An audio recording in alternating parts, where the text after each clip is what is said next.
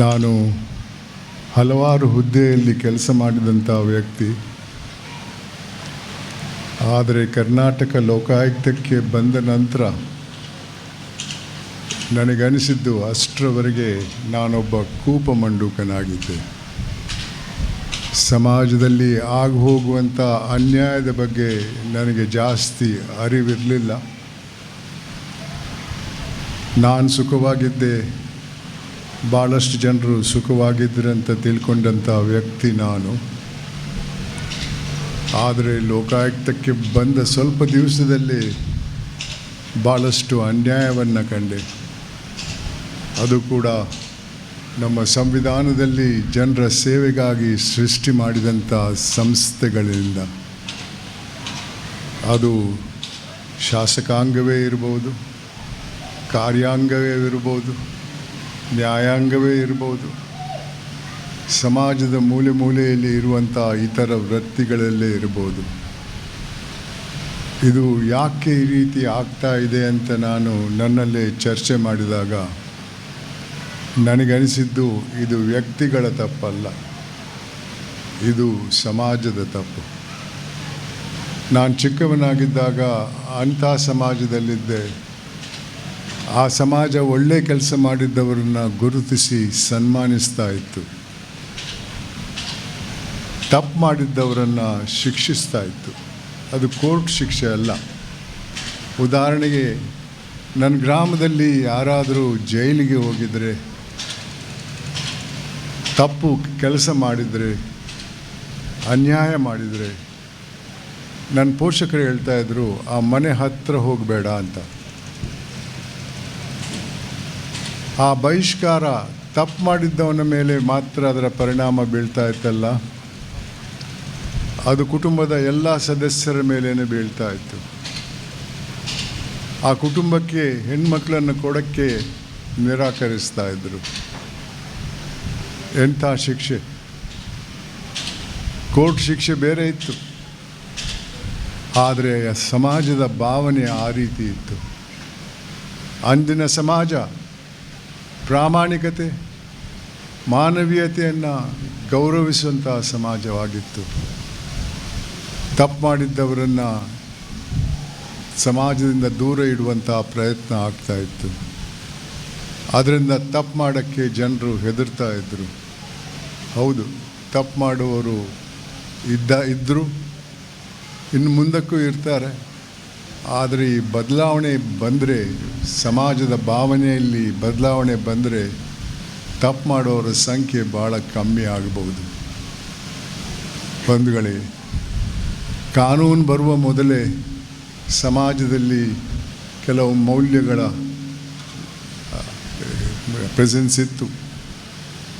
ಅದನ್ನು ಭಾಳಷ್ಟು ಜನರು ಪಾಲಿಸ್ತಾ ಇದ್ದರು, ಅದಕ್ಕೆ ಗೌರವ ಕೊಡ್ತಾಯಿದ್ರು. ಆದರೆ ಇವತ್ತು ಆ ಸಮಾಜದ ಭಾವನೆಯಲ್ಲಿ ಬದಲಾವಣೆ ಬಂದಿದೆ.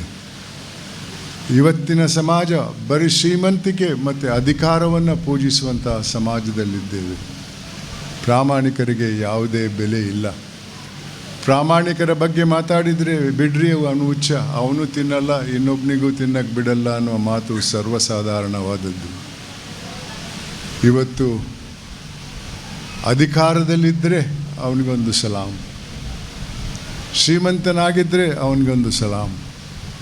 ಯಾವ ರೀತಿ ಅಧಿಕಾರಕ್ಕೆ ಬಂದ, ಎಷ್ಟು ಹಣ ಕೊಟ್ಟು ಬಂದ, ಯಾವ ರೀತಿ ಮೋಸ ಮಾಡಿ ಬಂದ ಅನ್ನುವ ಮಾಹಿತಿ ಸಮಾಜಕ್ಕೆ ಇದ್ದರೂ ಕೂಡ ಇವತ್ತಿನ ಪರಿಸ್ಥಿತಿಯಲ್ಲಿ ಅಂಥವರಿಗೆ ಗೌರವ ಜಾಸ್ತಿ.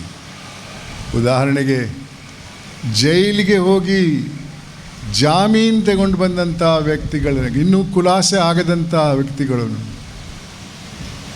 ಸ್ವಾಗತ ಮಾಡೋಕ್ಕೆ ಏರ್ಪೋರ್ಟಿಗೆ ಹೋಗ್ತಾರೆ, ರೈಲ್ವೆ ಸ್ಟೇಷನ್ಗೆ ಹೋಗ್ತಾರೆ, ಬಸ್ ಸ್ಟೇಷನ್ಗೆ ಹೋಗ್ತಾರೆ, ಮೆರವಣಿಗೆಯಲ್ಲಿ ಕರ್ಕೊಂಡು ಬರ್ತಾರೆ, ಜೈಕಾರ ಹಾಕ್ತಾರೆ, ಹಾರ ಹಾಕ್ತಾರೆ, ಹೂವಿನ ಹಾರ ಅಲ್ಲ ಸೇಬಿನ ಹಾರ ಹಾಕ್ತಾರೆ. ಎಂಥ ಸಮಾಜದಲ್ಲಿದ್ದೇವೆ ನಾವು! ಅದೇ ಪ್ರಾಮಾಣಿಕನಿಗೆ ಯಾವ ಬೆಲೆನೂ ಇಲ್ಲ. ನಮ್ಮ ಹಿರಿಯರು ಸಮಾಜದಲ್ಲಿ ಶಾಂತಿ ಸೌಹಾರ್ದ ಬೇಕನ್ನುವ ನಿಟ್ಟಿನಲ್ಲಿ ಕೆಲವು ಸಾಮಾಜಿಕ ಮೌಲ್ಯಗಳನ್ನು ಈ ಕಾನೂನು ಜಾರಿಗೆ ಬರುವ ಮೊದಲೇ ಸೃಷ್ಟಿ ಮಾಡಿದರು. ಅದರ ಆಧಾರದ ಮೇಲೆ ಸಮಾಜ ತನ್ನ ಭಾವನೆಯನ್ನು ತೋರಿಸ್ತಾ ಇತ್ತು. ಆ ಸಮಾಜದ ಭಾವನೆಯಿಂದ ಭಾಳಷ್ಟು ಜನರು ಸರಿದಾರಿಯಲ್ಲಿ ಹೋಗ್ತಾ ಇದ್ದರು. ಏನಾಗಿದೆ ಇವತ್ತು? ಯಾವ ರೀತಿಯಲ್ಲಿ ನಮ್ಮ ಸಮಾಜ ಇವತ್ತು ನಮ್ಮನ್ನು ಕರ್ಕೊಂಡು ಹೋಗ್ತಾ ಇದೆ? ಇದಕ್ಕೆ ಮೂಲ ಕಾರಣ ಒಂದು ರೋಗ. ಇದರ ಹೆಸರು ದುರಾಸೆ. ಈ ದುರಾಸೆಗೆ ಮಿತಿ ಇಲ್ಲ. ಎಷ್ಟು ಮಾಡಿದರೂ ಸಾಲಲ್ಲ. ಮತ್ತು ಬೇಕು ಅನ್ನೋ ರೋಗ. ಈ ರೋಗಕ್ಕೆ ಮದ್ದಿಲ್ಲ. ಈ ರೋಗ ಇದ್ದರೆ ಕಾನೂನಿಗೆ ಹೆದರೇ ಇಲ್ಲ. ಅದು ನಮ್ಮ ದೇಶದಲ್ಲಿ ಕಾನೂನು ಜಾರಿಗೆ ಬರಬೇಕಾದ್ರೆ ಕೊನೆ ಹಂತದಲ್ಲಿ ಸುಪ್ರೀಂ ಕೋರ್ಟಿಂದ ಜಾರಿಗೆ ಬರಬೇಕಾದ್ರೆ 50 ವರ್ಷ ಬೇಕು. ಯಾರು ಹೆದರ್ತಾರೆ?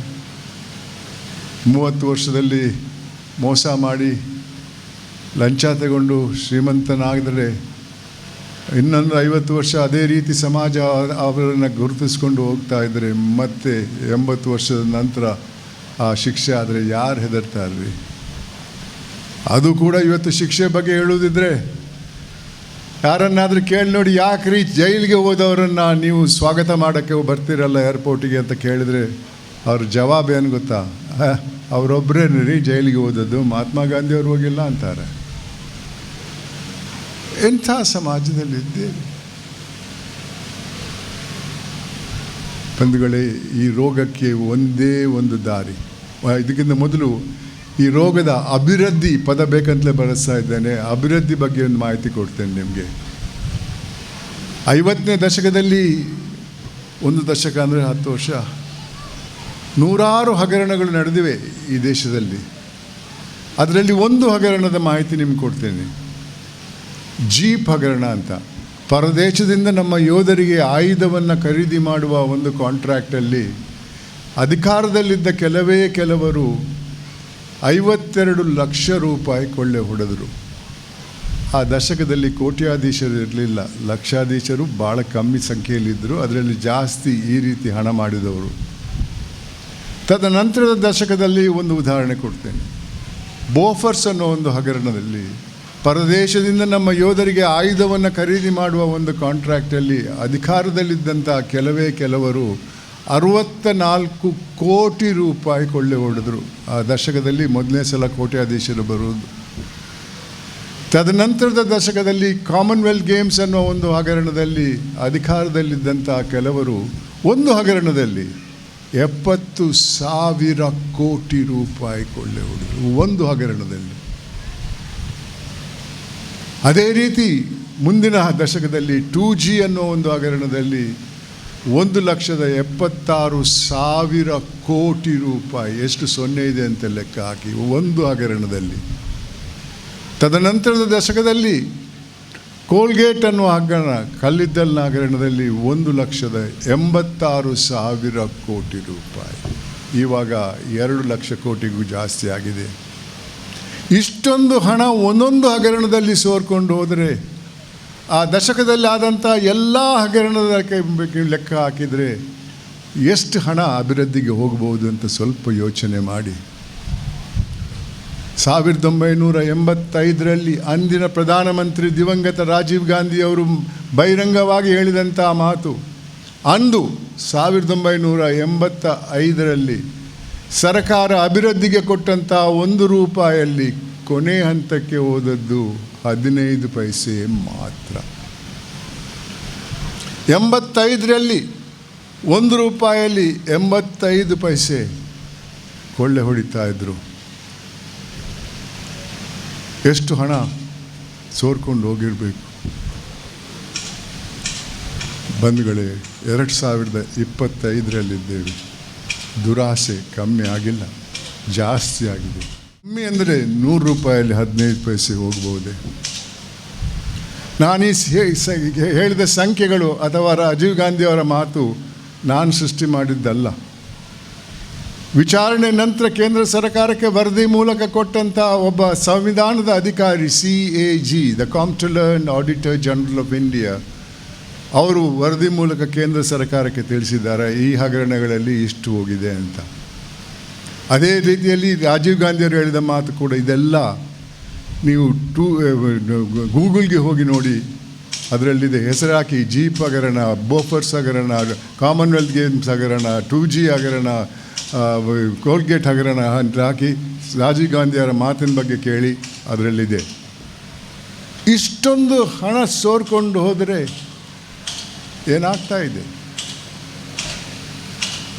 ಈ ದುರಾಸೆಯ ದೊಡ್ಡ ಪರಿಣಾಮ ಹಣದ ಉಬ್ಬರ. ನಾನು ಸ್ಕೂಲ್ಗೆ ಹೋಗ್ತಾ ಇದ್ದಾಗ, ಅಂದರೆ 70 ವರ್ಷದ ಹಿಂದೆ, 1 ಗ್ಯಾಲನ್ ಪೆಟ್ರೋಲ್ಗೆ 12 ಆಣೆ. 1 ಗ್ಯಾಲನ್ ಅಂದರೆ ಸುಮಾರು 4 ಲೀಟರ್. 1 ಲೀಟರ್ಗೆ 3 ಆಣೆ, 1 ರೂಪಾಯಿಗೆ 16 ಆಣೆ ಇತ್ತು. ಇವತ್ತು 1 ಲೀಟರ್ಗೆ 105 ರೂಪಾಯಿ ಇದೆ. ಏನು ಬೆಲೆ ಇದೆ ಆ ರೂಪಾಯಿಗೆ? ನನ್ನ ತಂದೆಯವರು ಮೊದಲನೇ ಸಲ ಕಾರ್ ತಗೊಂಡಾಗ ಒಂದು ರೆನಾಲ್ಟ್ ಕಾರ್ ತಗೊಂಡಿದ್ರು. ಅದಕ್ಕೆ 5,000 ರೂಪಾಯಿ. ಇವತ್ತು ಸೈಕಲಿಗೂ ಅದಕ್ಕಿಂತ ಜಾಸ್ತಿ ಇದೆ ಏನೋ. ಇದೇ ಆ ರೆನಾಲ್ಟ್ ಕಾರ್ಗೆ ಇವತ್ತು 15 ಲಕ್ಷ ಇದೆ. ಏನು ಪ್ರಯೋಜನ ಅದು? ನನ್ನ ತಂದೆಯವರು ಸುಪ್ರೀಂ ಕೋರ್ಟ್ ನ್ಯಾಯಾಧೀಶರಾಗಿದ್ದರು. 73ನೇ ಇಸ್ವಿಯಲ್ಲಿ ಅಲ್ಲಿ ರಾಜೀನಾಮೆ ಕೊಟ್ಟು ಬಂದರು. ಆವಾಗ ಅವರ ಸಂಬಳ 4,000. ಇವತ್ತು 4,000ಕ್ಕೆ ನಿಮ್ಮ ಮನೆಗೆ 1 ಗಂಟೆ ಗುಡಿಸೋಕ್ಕೆ ಯಾರು ಬರಲ್ಲ. ಅಂದು ಸುಪ್ರೀಂ ಕೋರ್ಟ್ ನ್ಯಾಯಾಧೀಶರ ಸಂಬಳ 4,000, ಇವತ್ತು 3.5 ಲಕ್ಷ ಇದೆ. ಇದೇ ರೀತಿ ದುರಾಸೆ ಮುಂದುವರಿತಾ ಹೋದರೆ, ಹೆಚ್ಚುವರಿ ಆಗ್ತಾ ಹೋದರೆ, ಈ ರೂಪಾಯಿಗೆ ಏನು ಬೆಲೆ ಇದೆ? ಆಡಳಿತೆಯಲ್ಲಿರುವವರು, ಅಧಿಕಾರದಲ್ಲಿರುವವ್ರಿಗೆ ಏನು ನಷ್ಟ ಆಗಲ್ಲ, ಅವರು ಸಂಬಳ ಏರಿಸಿಕೊಂಡೇ ಹೋಗ್ತಾರೆ. ಇತ್ತೀಚೆಗೆ ನಮ್ಮ ಚುನಾಯಿತ ಪ್ರತಿನಿಧಿಗಳು ಕರ್ನಾಟಕ ಅಸೆಂಬ್ಲಿಯಲ್ಲಿ ಅವರ ಸಂಬಳ ಡಬಲ್ ಮಾಡಿದ್ದಾರೆ 1 ನಿಮಿಷದಲ್ಲಿ. ಬಂಧುಗಳೇ, ಇದರ ಪರಿಣಾಮ ಬಹಳ ಗಂಭೀರವಾದದ್ದು. ಇದ್ದವರಿಗೆ ಹಣ ಹೋಗ್ತಾ ಇದ್ದರೆ ಇಲ್ಲದವರು ಸುಮ್ಗಿರಲ್ಲ. ಬದಲಾವಣೆ ಬರಬೇಕು, ಆದರೆ ಯಾವ ರೀತಿಯಲ್ಲಿ ಒಳ್ಳೆಯ ಕಾಲ ಹೋಗಿ ಕೆಟ್ಟ ಕಾಲ ಬಂದಿದೆಯೋ, ಅದು ಶಾಂತಿಯುತವಾಗಿ ಬಂದಿದ್ದು, ಅದೇ ರೀತಿ ನೀವು ಬದಲಾವಣೆ ತರಬೇಕಾದರೆ ಶಾಂತಿಯುತವಾಗಿ ನಿಮ್ಮಲ್ಲಿ ಕೆಲವು ಮೌಲ್ಯಗಳನ್ನು ಅಳವಡಿಸಿ, ನೀವು ಅದನ್ನು ಅಳವಡಿಸಿದರೆ ನಿಮ್ಮ ಪಕ್ಕದಲ್ಲಿರುವವರು ಅಳವಡಿಸ್ತಾರೆ. ಅದಕ್ಕೆ ಆ ಮೌಲ್ಯದ ಹೆಸರು ತೃಪ್ತಿ ಅನ್ನೋ ಗುಣ. ಬೇರೆ ಮದ್ದಿಲ್ಲ. ಕಾನೂನಿಗೆ ಯಾರೂ ಹೆದರಲ್ಲ. ಚೈನಾದಲ್ಲಿ ಭ್ರಷ್ಟರಿಗೆ ಗಲ್ಲು ಶಿಕ್ಷೆ. ಆ ಗಲ್ಲು ಶಿಕ್ಷೆ 6 ತಿಂಗಳಲ್ಲಿ ಆಗ್ತದೆ ಅಲ್ಲಿ. ಆದರೂ ಕೂಡ ಟ್ರಾನ್ಸ್ಪರೆನ್ಸಿ ಇಂಟರ್ನ್ಯಾಷನಲ್ ಅನ್ನುವ ಸಂಸ್ಥೆಯ ಒಂದು ವರದಿ ಪ್ರಕಾರ ಚೈನಾ ಭಾರತಕ್ಕಿಂತ ಜಾಸ್ತಿ ಭ್ರಷ್ಟ ದೇಶ. ಜೀವಕ್ಕೆ ಹೆದರದಂಥ ವ್ಯಕ್ತಿಗಳು ಈ ರೋಗಕ್ಕೆ ತುತ್ತಾದವರು. ಎಂಥ ಕಾಲಕ್ಕೆ ಬಂದಿದ್ದೇವೆ ನಾವು. ಮುಂದೆ ಇದೇ ರೀತಿ ಕೋಟಿ ಕೋಟಿ ಕೋಟಿ ಕೋಟಿ ಒಂದೊಂದು ಹಗರಣದಲ್ಲಿ ಸೋರ್ಕೊಂಡು ಹೋದರೆ ಆಡಳಿತೆಯಲ್ಲಿ ಏನಾಗ್ತದೆ? ಬಿಹಾರಲ್ಲಿ ಒಂದು ಸೇತುವೆ ಕಟ್ಟಿದ್ದೆವು 3 ತಿಂಗಳಲ್ಲಿ 3 ಸಲ ಬಿದ್ದೋಗಿದೆ. ಏನು ಕ್ವಾಲಿಟಿ ನೋಡಿದೆ. ಇವಾಗ ಬರ್ತಾ ಕೂಡ ಕೆಲವು ರೋಡ್ಗಳನ್ನು ನೋಡಿದೆ, ಗುಂಡಿ ಎಷ್ಟಿದೆ ಅಂತ.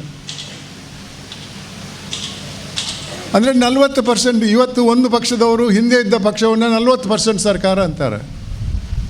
40% ಸರ್ಕಾರ ಅಂದರೆ ಏನಾಯಿತು? 1 ಲಕ್ಷ ಕಾಂಟ್ರ್ಯಾಕ್ಟು, ಅದರಲ್ಲಿ 40% ಅಂದರೆ 40,000 ರೂಪಾಯಿ ಭ್ರಷ್ಟಾಚಾರಕ್ಕೆ ಹೋಯಿತು. ಉಳಿದದ್ದು 60,000. ಆ 60,000ದಲ್ಲಿ ಆತ ಪ್ರಾಫಿಟ್ ಇಟ್ಕೊಳ್ಬೇಕು, ಮತ್ತು ಆ ಕಾಮಗಾರಿ ಮಾಡಬೇಕು. ಎಷ್ಟು ಮಾಡ್ಬೋದು? ಇದೇ ರೀತಿ ಆಗ್ತಾಯಿದೆ, ದಿನನಿತ್ಯ ಆಗ್ತಾಯಿದೆ. ನಾನು ಭಾಳ ಹತ್ತಿರದಿಂದ ಕಂಡವನು ಇದನ್ನು. ವಿದ್ಯಾರ್ಥಿನಿಯರೇ, ತೃಪ್ತಿ ಅನ್ನುವ ಮೌಲ್ಯವನ್ನು ನೀವು ಅಳವಡಿಸಿದರೆ ನಿಮ್ಮ ಜೀವನದಲ್ಲಿ ಸಂತಸ ಇರ್ತದೆ, ಒಳ್ಳೆ ನಿದ್ದೆ ಬರ್ತದೆ, ಯಾವ ಮದ್ದಿನ ಅಗತ್ಯ ಇಲ್ಲ. ಅಕ್ರಮವಾಗಿ ಪಡೆದಂಥ ಸಂಪತ್ತಿನಿಂದ ನಿದ್ದೆ ಬರಲ್ಲ. ಯಾಕಂದರೆ ಆ ಹಣವನ್ನು ಬ್ಯಾಂಕಲ್ಲಿ ಇಡೋಕ್ಕಾಗಲ್ಲ, ಇನ್ನೆಲ್ಲೂ ಇಡೋಕ್ಕಾಗಲ್ಲ, ಮನೆಯಲ್ಲೇ ಇಟ್ಕೊಳ್ಬೇಕು. ಮನೆಯಲ್ಲಿ ಇಟ್ಕೊಂಡ್ರೆ ಏನಾಗ್ತದೆ? ಈ ಎನ್ಫೋರ್ಸ್ಮೆಂಟ್ ಡಿಪಾರ್ಟ್ಮೆಂಟ್ನವ್ರು ಬರ್ಬೋದು, ಇನ್ಕಮ್ ಟ್ಯಾಕ್ಸ್ನವ್ರು ಬರ್ಬೋದು, ದರೋಡೆಕೋರರು ಬರ್ಬೋದು, ಒಂದಷ್ಟು ಮಕ್ಕಳು ಹಣ ನೋಡಿಬಿಟ್ಟು ಅವರ ದಾರಿ ತಪ್ಪಿ ಹೋಗ್ಬೋದು. ಅದರಿಂದ ನಿದ್ದೆ ಬರೋಲ್ಲ. ಒಂದು 3-4 ತಿಂಗಳ ಹಿಂದ್ಗಡೆ ಟಿ ವಿಯಲ್ಲಿ ಒಂದು ನ್ಯೂಸ್ ಐಟಮ್ನ ಕಂಡೆ. ಒಬ್ಬ ಹಿರಿಯ ರಾಜಕಾರಣಿಯ ಮನೆ ಎನ್ಫೋರ್ಸ್ಮೆಂಟ್ ಡಿಪಾರ್ಟ್ಮೆಂಟ್ನವ್ರು ದಾಳಿ ಮಾಡ್ತಾರೆ. ಅಲ್ಲಿ 252 ಕೋಟಿ ರೂಪಾಯಿ ಕಂತೆ ಕಟ್ಟಿದ್ದ ಕಬಾಟಲ್ಲಿಟ್ಟಿದ್ದಂಥ ಹಣವನ್ನು ಜಪ್ತಿ ಮಾಡ್ತಾರೆ. ಆ ಹಣ ವಾಪಸ್ ಅವನಿಗೆ ಎಂದೂ ಹೋಗಲ್ಲ. ಬಂಗಾರ ತಗೊಂಡಿರ್ಬೋದು, ಜಮೀನು ಖರೀದಿ ಮಾಡಿರ್ಬೋದು, ಅದನ್ನು ಪತ್ತೆ ಹಚ್ಚಿ ಜಪ್ತಿ ಮಾಡ್ಬೋದು. ಸರಿದಾರಿಯಲ್ಲಿ ಪಡೆದಂಥ ಸಂಪತ್ತಿನಿಂದ ಬರುವಂಥ ತೃಪ್ತಿ ಮತ್ತು ಸಂತಸ ಅಕ್ರಮವಾಗಿ ಪಡೆದಂಥ ಹಣದಿಂದ ಬರಲ್ಲ. ನಾನು ಭಾಳ ಹತ್ತಿರದಿಂದ ನೋಡಿದ್ದೇನೆ. ವೈಯಕ್ತಿಕವಾಗಿ ನಾನು ಹೇಳ್ತೇನೆ ನಿಮಗೆ, 3 ಮುಖ್ಯಮಂತ್ರಿಗಳ ವಿರುದ್ಧ ವರದಿ ಕೊಟ್ಟಿದ್ದೇನೆ. ಅಧಿಕಾರದಲ್ಲಿದ್ದಂಥ ಮುಖ್ಯಮಂತ್ರಿಗಳ ವಿರುದ್ಧ, ನನ್ನನ್ನು ಬರಮಾಡಿಕೊಂಡಂಥ ಮುಖ್ಯಮಂತ್ರಿಗಳ ವಿರುದ್ಧ, ಇನ್ನೊಂದು ಪಕ್ಷದ ಮುಖ್ಯಮಂತ್ರಿ, 3 ಮುಖ್ಯಮಂತ್ರಿಗಳ ವಿರುದ್ಧ, 8 ಜನ ಮಂತ್ರಿಗಳ ವಿರುದ್ಧ, ಸುಮಾರು 14 MLCಗಳ ವಿರುದ್ಧ, 150 ಅಧಿಕಾರಿಗಳ ವಿರುದ್ಧ ಕೊಟ್ಟಿದ್ದೇನೆ. ಶಿಕ್ಷೆ ಆಗಿದೆ ಇಲ್ಲ ಅನ್ನೋದು ಬೇರೆ ವಿಚಾರ. ಆದರೆ ಭಾಳ ಹತ್ತಿರದಿಂದ ಅವ್ರು ಎಷ್ಟು ಕೊಡ್ತಿರ್ಬೋದು? ನನಗೆ ದೊಡ್ಡ ಹುದ್ದೆ ಬೇಕಾ? ಹಣ ಬೇಕಾ? ಏನು ಸೌಲಭ್ಯ ಬೇಕು? ಎಲ್ಲ ಕೊಡೋಕ್ಕೆ ತಯಾರಾಗಿದ್ದವರು, ಆದರೆ ಒಪ್ಪಲಿಲ್ಲ. ವಿದ್ಯಾರ್ಥಿನಿಯರು, ಈ ಒಂದು ಮೌಲ್ಯ, ಇದನ್ನು ಅಂಗಡಿಯಿಂದ ಖರೀದಿ ಮಾಡಬೇಕಾಗಿಲ್ಲ, ಆದರೆ ಇದನ್ನು ಅಳವಡಿಸುವುದರಲ್ಲೂ ಸಮಸ್ಯೆ ಇದೆ. ನಾನು ಚಿಕ್ಕವನಾಗಿದ್ದಾಗ ನನ್ನ ಪೋಷಕರು ಹೇಳ್ತಾ ಇದ್ರು, ಇದು ಮಾಡು, ಇದು ಮಾಡಬೇಡ ಅಂತ. ತಪ್ಪು ಮಾಡಿದರೆ ಏಟು ತಿಂದದ್ದು ನೆನಪಿದೆ. ಶಾಲೆಗೆ ಹೋದಾಗ ನೀತಿ ಪಾಠ ಅಂತ ಒಂದು ಸಬ್ಜೆಕ್ಟ್ ಇತ್ತು, ಮಾರಲ್ ಸೈನ್ಸ್ ಅಂತ. ಅದು ನನ್ನ ಪೋಷಕರು ಹೇಳಿದ್ದನ್ನು ಒತ್ತಿ ಹೇಳ್ತಾ ಇತ್ತು. ಶಾಲೆಯಲ್ಲಿ ನಿಂತ್ಕೋ ಅಂತ ಹೇಳಿದರೆ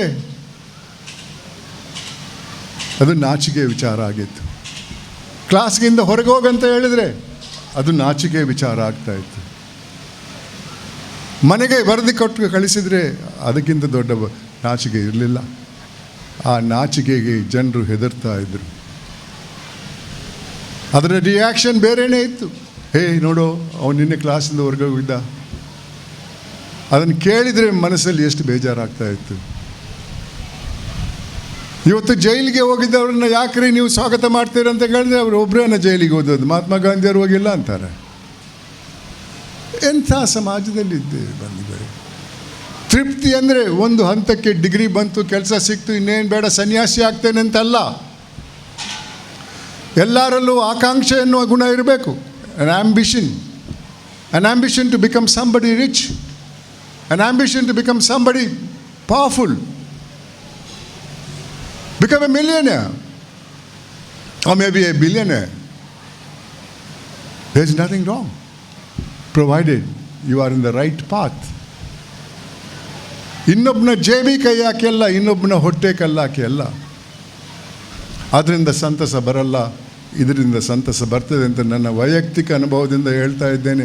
2011ರಲ್ಲಿ ನಿವೃತ್ತನಾಗಿದ್ದೇನೆ. ಇದು ನನ್ನ 1864ನೇ ವಿದ್ಯಾಸಂಸ್ಥೆ ನಾನು ಬರುವುದು.